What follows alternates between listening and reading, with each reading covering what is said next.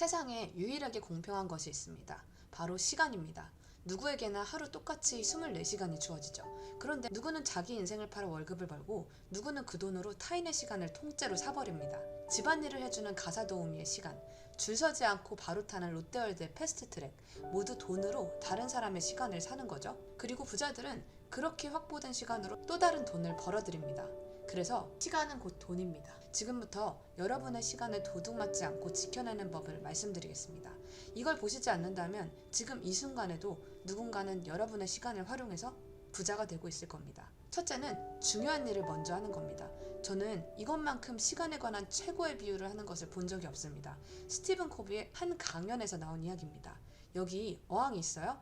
어항을 큰 돌과 모래로 채우는 거예요. 그런데 만약 모래부터 먼저 붓는다면 어떻게 될까요? 큰 돌을 넣기도 전에 어항이 꽉 차버립니다. 그래서 정작 중요한 큰 돌들은 아예 들어가지도 못하죠.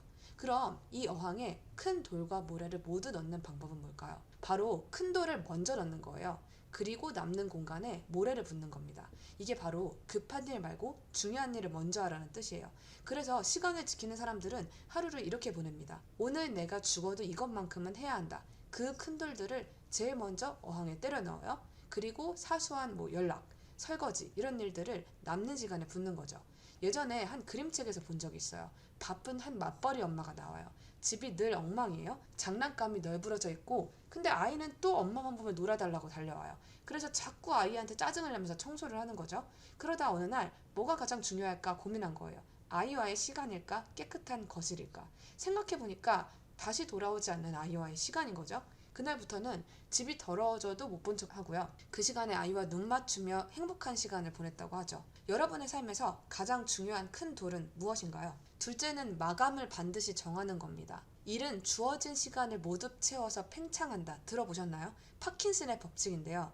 예전에 저는 업무를 할 때 늘 8시까지 야근을 하곤 했어요. 그러면서 나처럼 늦게까지 일하는 사람은 없어. 얼마나 스스로 성실하다고 뿌듯해했는지 몰라요.